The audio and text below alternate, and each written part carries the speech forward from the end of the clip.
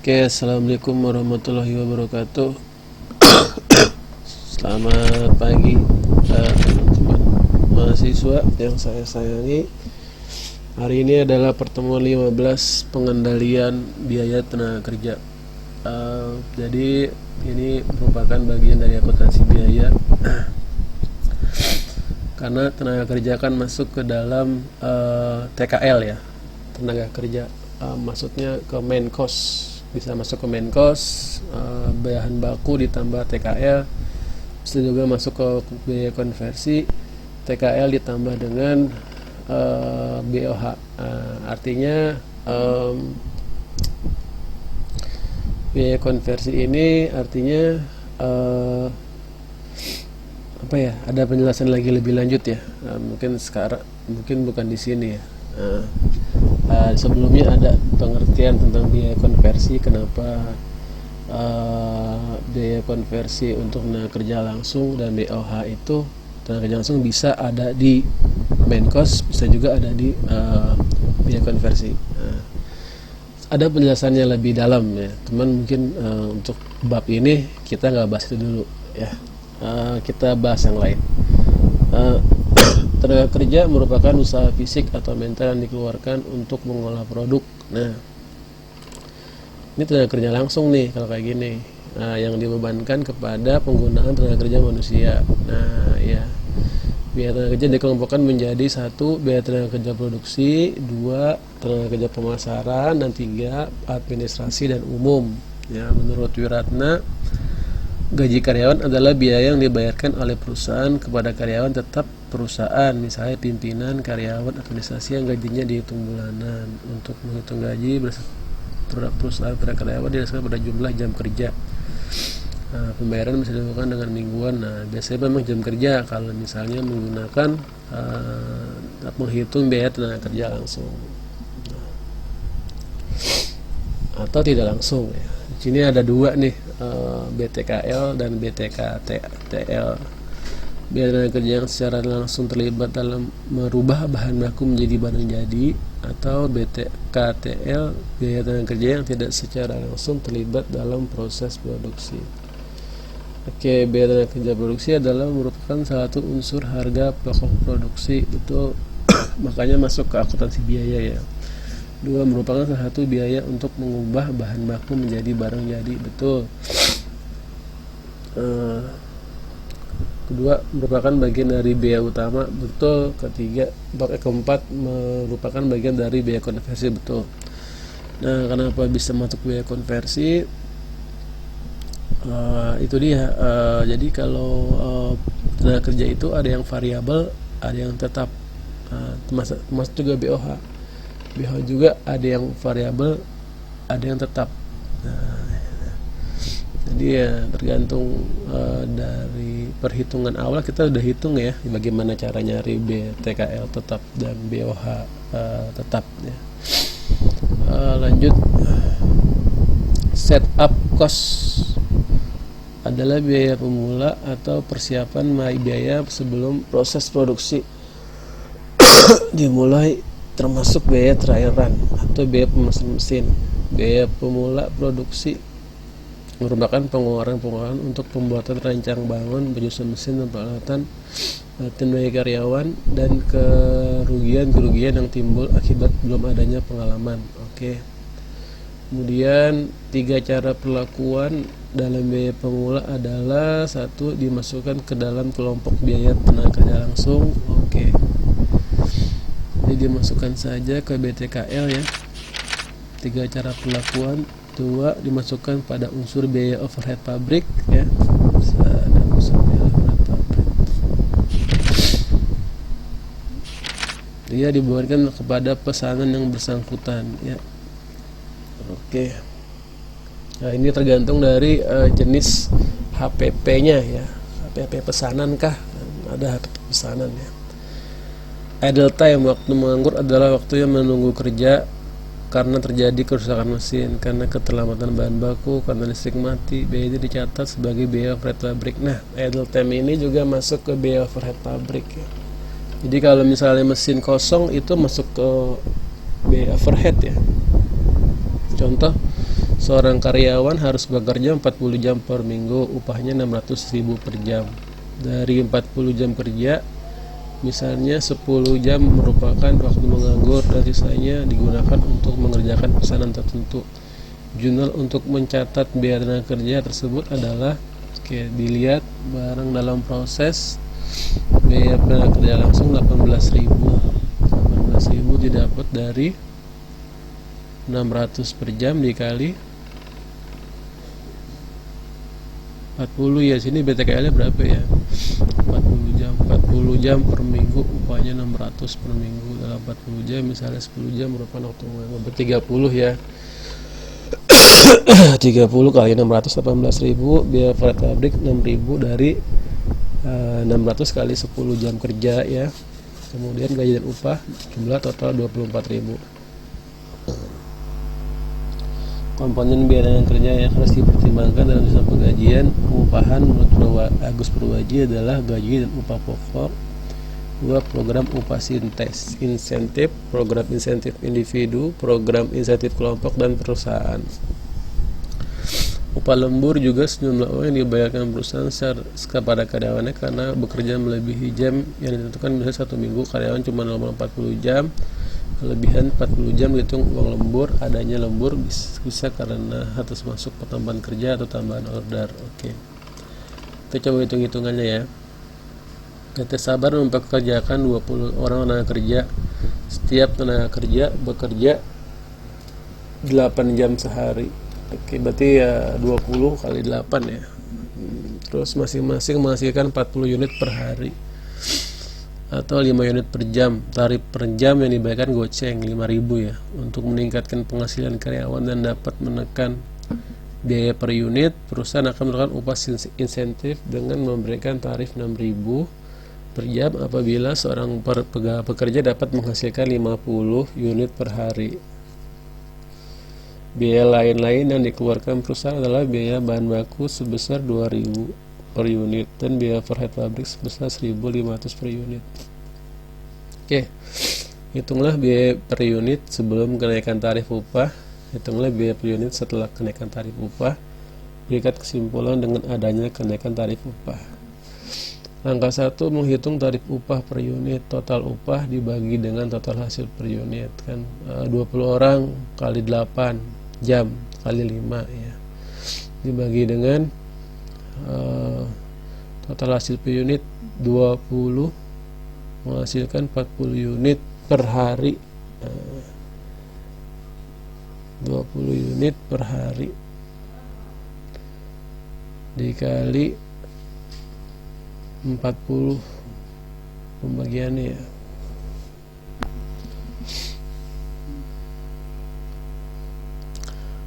Oke, sama dengan 1.000. Oke, setelah kenaikan tarif 28 kali 6.000, 20 dikali 50 sama dengan 960. Oke. 20 ini orang ya, 20 orang. 40 ini adalah unit per hari ya. Kemudian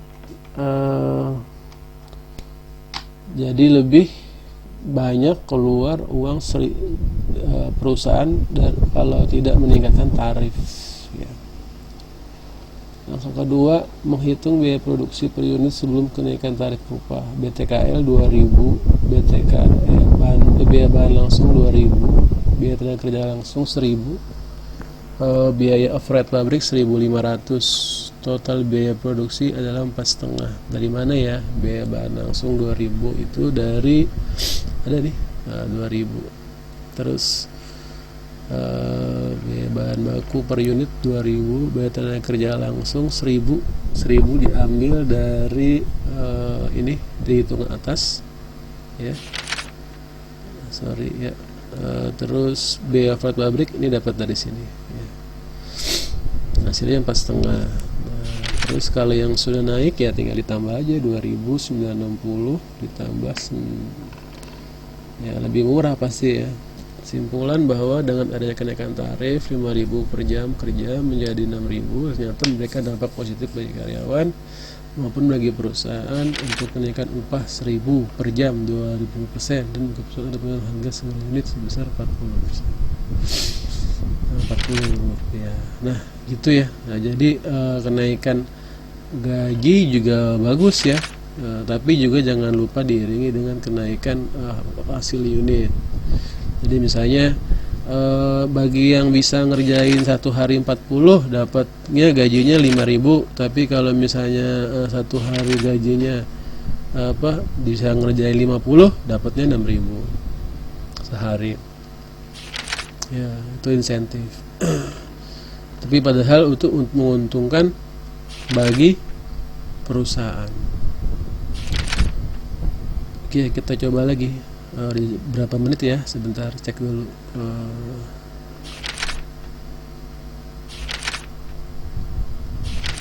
10 menit. Oke, satu lagi mungkin saya jelasin. Nomor 2. Mungkin nomor 2 juga bisa dikerjakan sendiri ya. PT Subur menetapkan standar hasil produksi 24 unit dengan tarif dasar 12.000 per jam. Pasti jam ya. Setiap karyawan yang menghasilkan di atas 1 unit ditetapkan akan diberikan tarif upah yang berbeda. Biafart pabrik per jam 15.000. Berikut hasil per jam kerja A, B, dan C, D, E. Beda-beda ya ini. Hitunglah penghasilan per jam masing-masing karyawan. Hitunglah biaya tenaga kerja per unit, berapa biaya overhead per unit, dan berapa biaya konversi per unit. Oke, tarif dasar 12.000 semua ya, 12.000 semua. Standar hasil 24. Tarif per unit 500. Ya, ada data semua ya. Standar hasilnya 24, 12.000 kan itu, dan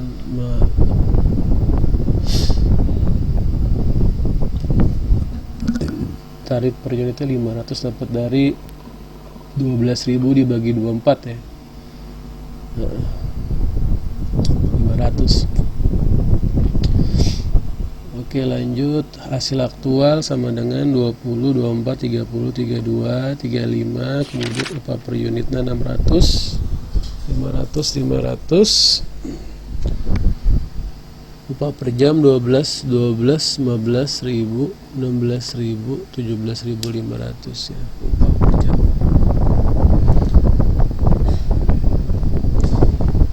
Upah per unit 600, 500.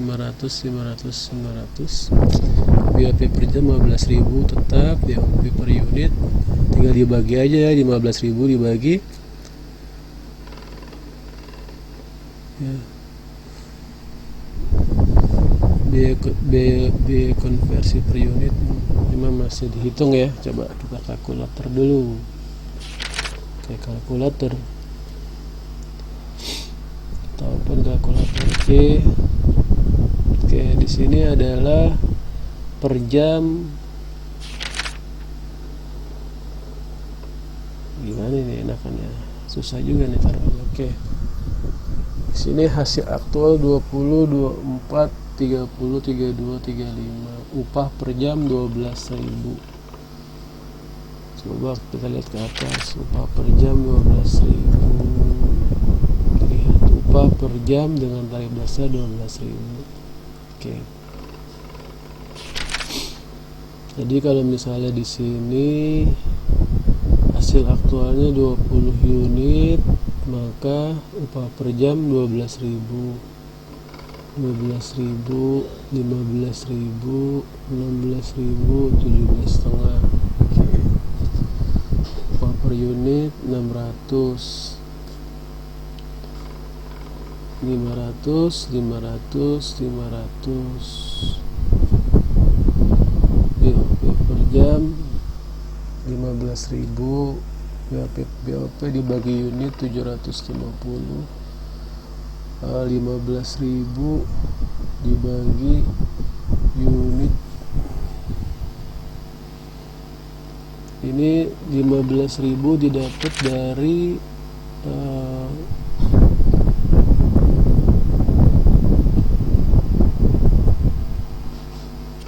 Oke, ini 15.000 ini didapat dari 30 dibagi 24 dasarnya ya. 30 dibagi 24 lalu dikali dengan 5 dikali dengan 12.000, standarnya jadinya 15.000. Ini juga sama 16.000. 32 dibagi 24 dikali 12.000, hasilnya 16, sama dengan ini 17,5.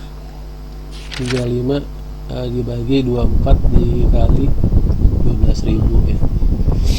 Nah, upah jadinya segini. Sekarang berapakah upah per unit?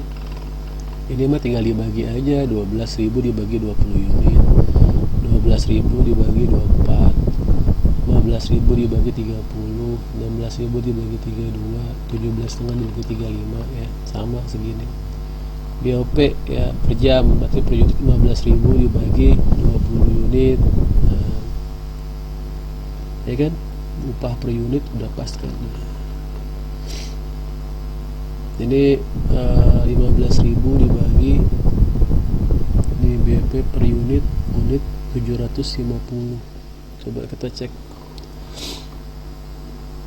ya ke atas.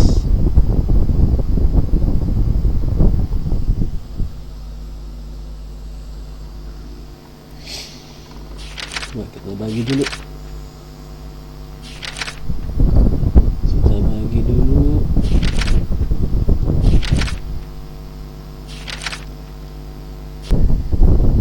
Oke ya, ini misalnya biaya BOP kan sudah ada dari sananya ya. Kemudian BOP per jam 15.000. Terus berapakah BOP per unit?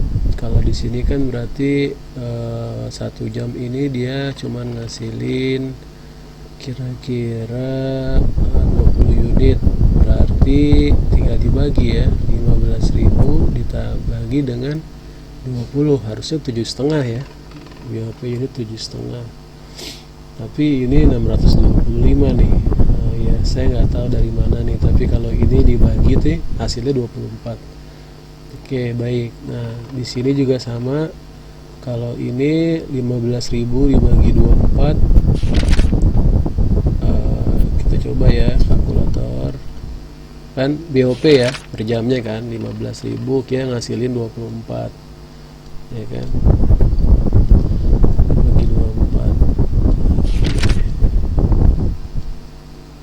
625 kan harusnya kan. Nah ini adalah hasil per jam, tapi di sini hanya 500 nih. Nah, oke nggak apa-apa, kita coba lewatin dulu kenapa bisa ini 500. Coba yang ini 468,75 coba ya, 15.000 dibagi 30 unit ya, 1.000 dibagi 30 unit 500. Oh iya, terbukti ya ke belakang ya. Coba kita coba lagi yang di sini.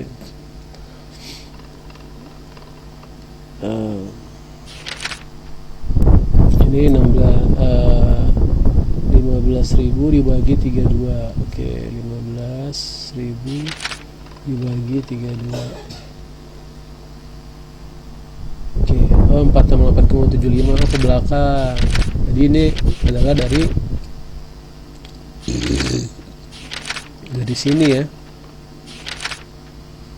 625 ini hasil dari 15.000 dibagi 24, hasilnya adalah ini ke belakang ya. Oke. Sama berarti di sini juga. Ini berarti 15.000 dibagi 35, hasilnya adalah 428,57. Oke, dapat ya. Tadi di sini makanya kosong, kenapa? Karena dia ke belakang. biaya konversi per unit 1350.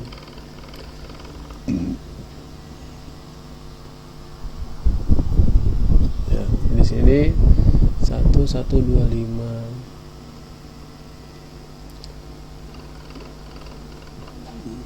Di sini 1000, di sini 968, di sini 928 ya. Di 1350 ini didapat dari,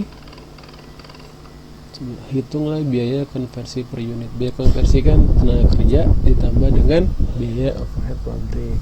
Oke, tenaga kerja biayanya adalah yang di sini misalnya kerja di sini biayanya 12.000 ya. Kemudian ditambah dengan 15, 27.000. 27.000 dibagi dengan 20, coba ya. 27.000 dibagi 20 berapa? Dibagi 20. Oh, benar 350 ya, dapat dari situ ya. Jadi ini dijumlahin 12.000 ditambah dengan 15 dibagi dengan 24, hasilnya 125. Coba lagi ya, 12.000 tambah 15.000 adalah 27.000 dibagi dengan 24. Oke, sama ya. Nah, ini juga sama nih, 1000 nih. 15.000 tambah 15.000 30.000 dibagi dengan 30.000 ya. Juga sama nih, 16.000 tambah 15.000 51.000 dibagi dengan 32.968 ya. Oke. Walaupun sebenarnya kalau kita hitung manual bisa ini ya, 500 tambah 625 1125. Di sini 500 tambah 500 1000. Sini 500 tambah 468 4968 gitu ya. Di sini 500 tambah 428 928 gitu ya. Tapi yang bingung di sini nih, dapat dari mana 1350 kan? 600 di sini berarti 600 ditambah 7,5. Nah, di sini nih 7,5. Ya, jadinya 1350. Oh, ini maksudnya 7,5 itu di sini. Oke, baik, segitu dulu. Assalamualaikum warahmatullahi wabarakatuh.